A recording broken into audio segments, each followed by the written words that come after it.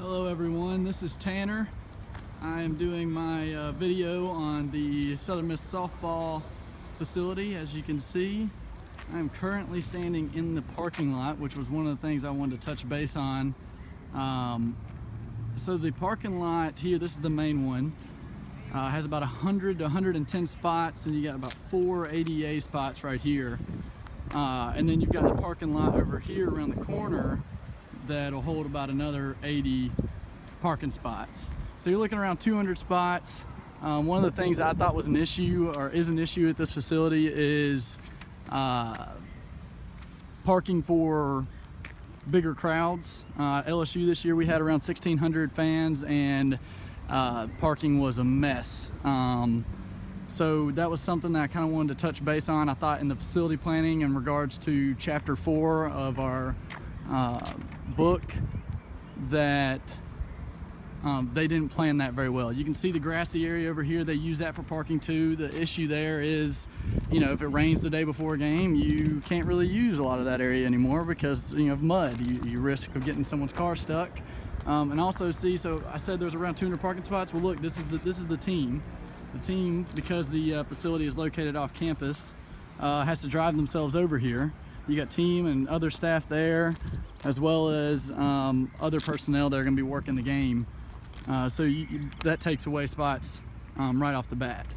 I did my article, as I mentioned in my post, on the relationship between stadium sportscapes dimensions, desire to stay, and future attendance. And it kind of talked about sportscapes, which essentially is just the landscape of the area where your facility is. Just a word they use for that. And they talk about how that's important for facility managers to look at when they're renovating a facility or preparing to build a facility, because it needs to be appealing to the eye for the fans.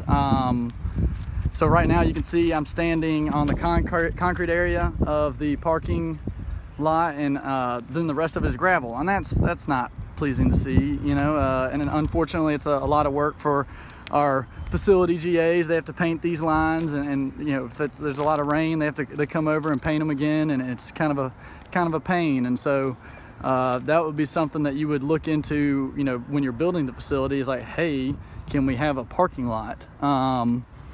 So that's another thing that I think that should be could be fixed, or should have been looked at when they were deciding to renovate this facility.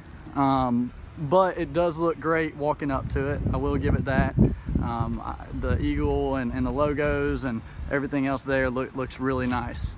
So I'm gonna make my way to the seating area, where I kind of have some issues with the seating here at the softball complex.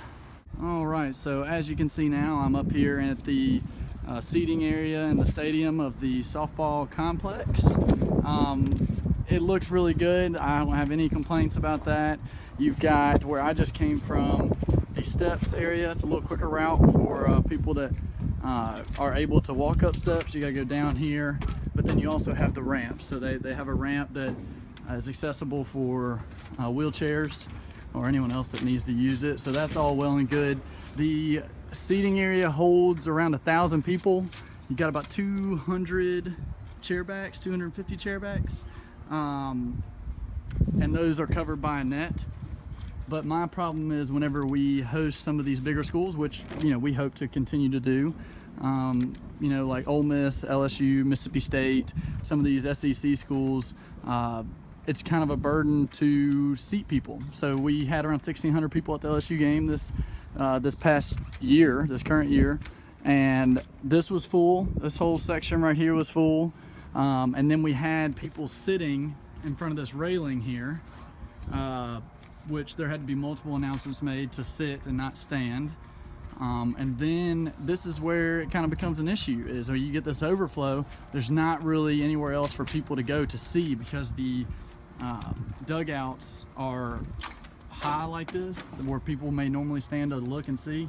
And then you got the bullpen there, and you got the bullpen over there. It's kind of hard for people to get where they can see the whole field. There is a deck out there, but that's mainly for Diamond Club. They have their club that's out there for seating, and they bring their own chairs and tents and such like that. But that's something that should have been thought about for future reference when they were building this facility, is seating for these games that you want, these games that you plan to have one day. I would hope when you're making this facility is that one day you host these teams regularly. So, and maybe even one day when you don't host them, you can fill this baby out. So that's something that I think should have been thought of, and definitely can hurt your attendance when you get 1,600 people and 500 of them are struggling to see the game and have a bad experience. And that's really what it comes down to. And that's where the parking thing came in earlier, is you don't want anybody to have a bad experience. I mean, if they're coming in, they can't find a parking spot right off the bat, they're already having a bad experience at the game, and then they get in the game and there's nowhere to sit. And that's just an issue. You may lose a fan there. You just lost someone. So, and that's never what you want. So that's kind of what I think should be done over here at the softball complex as far as facility planning goes, and in regards to chapter 4 of our book. I hope all of y'all enjoyed this video. Southern Miss to the top.